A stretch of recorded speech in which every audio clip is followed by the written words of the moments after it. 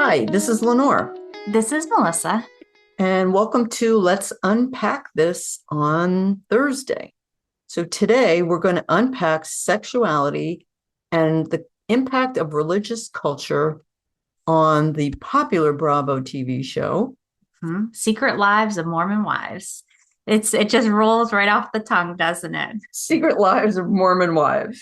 So I told Lenore I have to talk to you about this in depth because it was just great TV, but it just stirred up so much in me. And I wanted to talk to Lenore about the religious impact.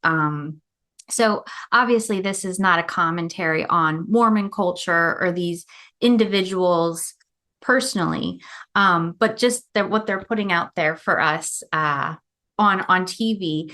It's good for us to kind of look at because it's representative of other people that struggle with the same idea, right? So Yeah. the pivotal scene for me, and those of you that have seen the show, Taylor Frankie Paul is in a relationship with Dakota, who is a fan favorite for some and a fan enemy for others. People are pretty divided on him. He's a pretty divisive character. But in this season, they're currently broken up. They're co-parenting their young son, Evers. He's a baby. And Taylor is really upset about the loss of the relationship and co-parenting. And she shows a lot of shame about one, coming from a broken family, her words, two, Dakota's infidelity, and three, the Mormon culture's look at you stick it out for the family. How often do you hear that phrase, Lenore? You stick it out for the Yeah, family. you're sticking out for the family. Now, full disclosure, I have not watched the show, but I've got to watch the show. Got to watch the So show. she had a baby with Dakota when they weren't married, correct? Correct. So they were together. You have to watch the show, Lenore, because they were together, had a very tumultuous relationship, got pregnant very quickly. And even up until when she's going to give birth, she's demanding Dakota, just tell me the truth. I need to know if you cheated. I feel like something happened. My gut's telling me you cheated, you cheated, you cheated. And he denied. So in between season one and season two, it comes out he did cheat. His rationale is we were only hooking up in the beginning. I wasn't really committed to you, so I don't consider it cheating. Mm. Her stance is you weren't honoring me. We were together and you were sleeping with other people. So herein lies the family dynamic. So at a pivotal scene, I think it's episode 3. For those of you that are also big, season 2, Okay. episode 3, there's this pivotal scene where the whole family, Taylor's whole family is there, and Dakota's allowed at the family barbecue as well. Okay. And they're all pushing, just be with Dakota, just give him another chance. He's the baby's father. Is that what they say? He's baby's father. Yeah. You have to make it work. And she's screaming, crying, screaming, and saying, but he cheated. And Dakota says, I only knew you 3 days. And the stepfather, which I could have jumped through my screen at him, says, well, what does that say about you, Taylor? Indicating you had sex too early. That's on you. So Taylor screams, I know, I'm trash. And that just broke my heart. And I wanted to talk to you about that because we see a lot in our practice, right? People feeling they're ought to do something for family roles. People feeling like they need to do stuff for cultural or religious reasons, but also that shame of I'm trash. Oh, that's terrible. And all this, by the way, is not okay in the Mormon religion. I mean, this is a faith that doesn't even drink coffee, right? Right. So they don't have sex outside of marriage, but I'm sure they're doing things that aren't full penetration to skip around the technicalities of it. Yes. It does seem like there's a lot of loopholes and there's a lot of seeing how far they can get to the line without crossing the line. Right. But what's interesting to me is that no one's trying to put anything on Dakota in her family. In her own family. In her own family. Yes. And the message is very clear of You need to get it together for Evers. That's the baby's name. Wait, So what's the baby's name? Evers. Evers. Okay. Okay. So she's sitting there crying, distraught, and the feedback is just get it together. And it just broke my heart from a female's perspective, a clinician's perspective, and just someone who cares what their family thinks. I could relate to her with that familial obligation, but also honoring your own needs. She does not feel safe with this Dakota emotionally. So he cheated and she's the bad person. Yes. How does that work? How do we make this her fault? Yes. Yes. Yes.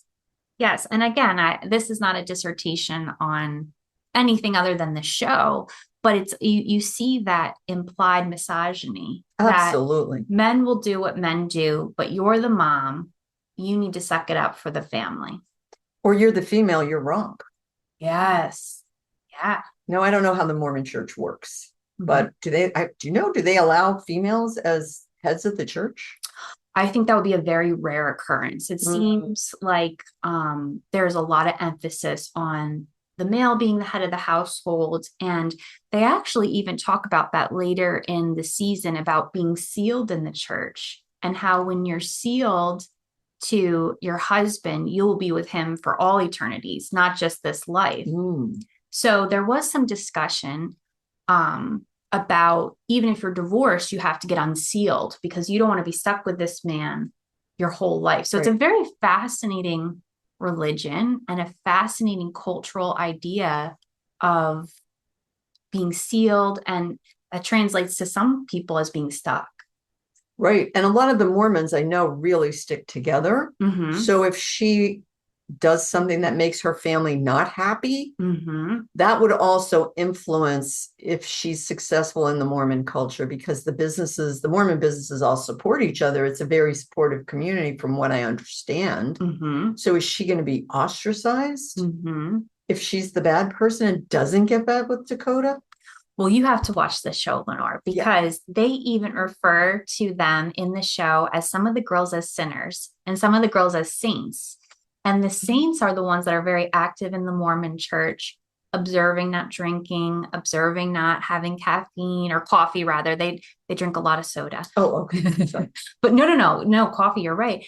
And I think even that phrasing, while it's, created for TV, implies some shame, right? Sinners versus saints. Sinners versus saints. And what are the sinners doing? The sinners are having sex outside of marriage. They're drinking alcohol.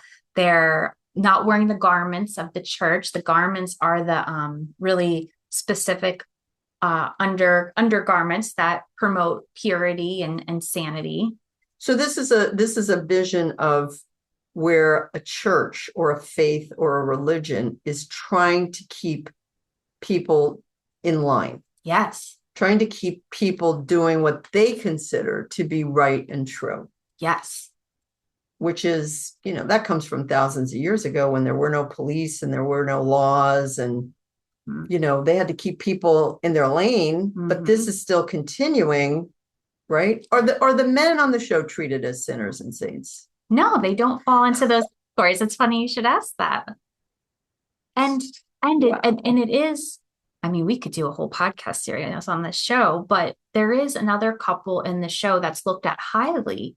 And it came to be, you find out that the woman was 16 when they got together and he was 21 and they had a baby. And that is never addressed.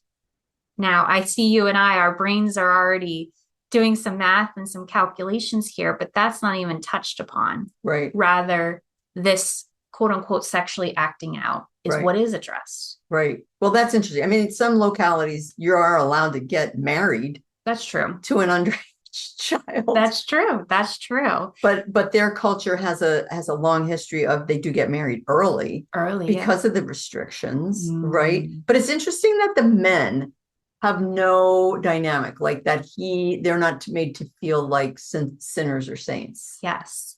And again, it's interesting that they see the man is not ostracized from the group with the men. He's still fishing. He's still going on the golfing outings. He's still invited to some of the group trips. where the women are protective of Taylor. So it is nice to see that female friendship, but it is interesting of, well, Dakota's still in the crew because we like him. The guys like him and Right. come to the golf and come to the fishing and come be with all the other dads. It's interesting how sexuality is put mostly on women. You've got to control it. Nowhere do they talk about men's urges. If you look in the culture where the women have to wear the burqas, Yes. it's their fault that they're sexually attractive. Yes. We even had, I hope we don't have this anymore, but we even had a stint of, oh, you were raped. What were you wearing? Yes. I mean, I know that was a while ago, but. Well, and even I grew up going to a religious school where we had uniforms and we had uniform skirts, little plaid skirts. And we as women were told you can't roll up your skirt because it'll distract the boys. It will mess with their purity. It wasn't saying, hey, keep your skirt the length because we like that look or we find that appropriate. Wow. It was, you are going to impact the boys. So see how much is put on women. And how much that subliminal messaging is, right? From an early age, don't distract the boys. Don't mess with their purity. Don't be inappropriate for them. Guilt and shame over your developing body. Yeah. What you look like. I mean, you deal a lot with guilt and shame. Where do you see it in Taylor? Oh my goodness. So Taylor, I feel that she has so much guilt and shame. And if I could hug her, I would. When she screamed, "I'm trash," that just broke my heart. But we see later in that episode, she even talks about meeting her biological father once in her life. She was 4 years old and they're at a restaurant. He comes in, he says, "What's up, kid?" And that's it. That's the only interaction. And she says, which was very insightful of her, and she talks often about going to therapy and utilizing psychiatry and mental health. But she says she thinks that's the root of the issue. If my father doesn't even want to be with me, of course I'm trash. Your father doesn't value her. That's the message that you get. You're not valued. And as a 4-year-old, you might think, what did I do wrong? Yeah. What's wrong with me? Of course. How could you not? How could you not? How could you not? And then while on appearances, it seems that her stepfather is helpful for her and is some kind of support. He does carry these messages of, well, you had sex after 3 days. What did you expect? So that reinforces, right? I'm trash. I'm trash. I did the wrong thing. Yeah. I allowed it to happen. So I think we all, as people have behaviors we look back on and we thought, oh, I wish I didn't do that. Or, oh, I could have handled that a little differently next time. That's okay. I think we need some level of that motivation to be like, I don't want to do that again. Right. Yeah. But where it becomes problematic is where we take it on as like, well, I'm bad. I'm trash. I'm a bad person. Yeah. Which is really interesting because biologically, when a man and a woman kiss, the man is depositing testosterone into the woman's mouth. And after about 20 minutes, resisting is no longer an issue. Biology takes over because testosterone in a woman increases her libido. So at that point, it's almost impossible to say no. Oh, so fascinating. It is fascinating. So how is it her fault? Especially if you don't know that. And the biology of it. Yeah, the biology of it is so fascinating. And so Lenore and I are both EMDR therapists. So we tend to think of things through what are the core beliefs? Core beliefs are so powerful. So there's positive core beliefs, there's negative core beliefs, there's just neutral core beliefs, right? But really the negative core beliefs is what jumps out to me as a therapist. I try to turn it off when I'm watching TV, but I couldn't with this. But that core belief, if you believe in I am trash, that will dictate all of your choices. Everything. It will dictate your whole life. You won't get the job you won't get the partner you won't feel good about yourself. You walk around feeling guilt and shame. What do you think is worse, guilt or shame? Shame. Definitely. Shame drowns you. Shame drowns you. Shame drowns you. Guilt, if I'm a little sassy and I shoot off at the mouth and I think, oh, I shouldn't have done that. I'm not going to do that again tomorrow. That's a motivator for me. If I run the stop sign and the cop doesn't pull me over and I think, oof, That's a motivator for me not to do that tomorrow, right? Got away with something. Got away with something.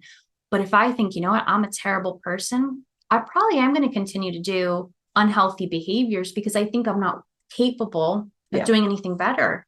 And I don't know how you define shame, but I only know of an example. And shame to me is kind of like if you wet the bed at 7 years old, you are going to know shame. I don't know how to explain it any other way. Do you? I that's a very profound image that sticks with me, and it instantly gave me a pit in my stomach. Right. I knew exactly what you were saying. Stomach. I like yours better, but I look at guilt as I did something wrong. Shame is I am wrong. Oh, that's a good way to define it. But I love that pit that you're talking about because we all have that memory that we can pull up and be like, oh, and I've got to hide this. No one can find out about this. Yes. Yes. It's so fascinating. So I wanted to talk to Lenore about this because we see this with so many clients, but it's fun to talk about when it's on social media or in the culture to talk about in a safer way. But we all have a little Taylor Frankie Paul in us, don't we? We all have those moments of feeling broken and feeling like, what is something really wrong with me? Or why is my partner treating me this way? Or why is my employer treating me this way? Or why can't I keep these friendships? Right. What's wrong with me? What's wrong with me? And we grow up in a society where, of course, your mother doesn't want you to become pregnant. So it's like, sex is bad, sex is bad, sex is bad. Stay away from it. Don't do it. Oh my God, you're evil if you do it. But then as soon as you get married, sex becomes beautiful. Well, we're already programmed from the time we were little kids to sex is bad. And our neural pathways were very young and pliable. So then what do? Reprogram ourselves that. Well, and you want to talk about females in society, then it also shifts to how many babies can you produce? Why aren't you producing babies? What is your role in this world as a woman if you're not contributing? So that's a whole nother rabbit hole we can tackle another day. Shades of Handmaid's Tale. Yes, yes. But it is very interesting all throughout my life as a woman. Sex, you're right. It's a very quick, very bad to now it's okay to now you're not doing it right. If you're not making babies, you're not doing it right. Or if you're not, doing X, Y, and Z, your husband's not going to be happy or this or this or this. And it's like, what a confusing, complicated thing. It is confusing. If you look at the Catholics, if you study the history of the Catholic Church started in homes. Who were the leaders of the homes? The women. And then the men decided that we're going to wrest power and control away from the women.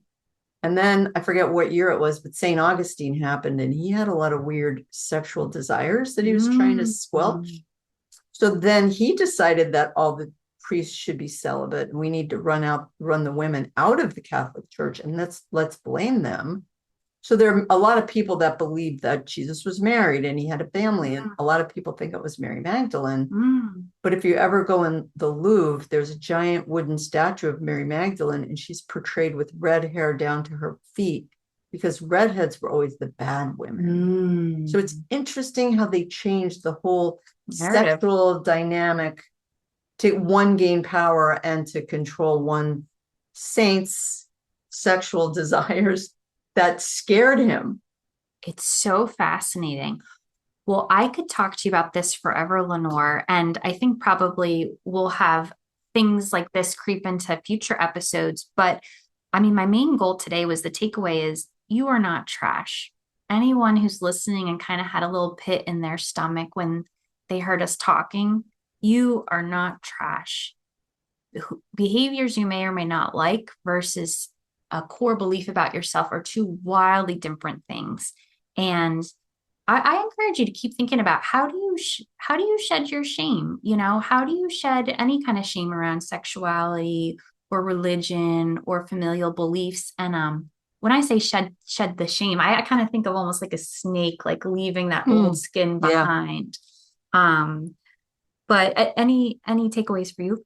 Well, I think it's an interesting topic. And to me, it's interesting how they're all interconnected. Oh my gosh, yeah. They're really woven together pretty tightly, a pretty tight tapestry. So Well, I love talking to you, Lenore. Lenore, what do you always tell me when I'm stressed or when I'm having a rough day? What do you always tell me? Don't worry about it. It will all be okay. Right? That's As, right. or as the Italians in New York say, don't worry about it. All right, well, don't worry Thanks. about it. Bye. Bye.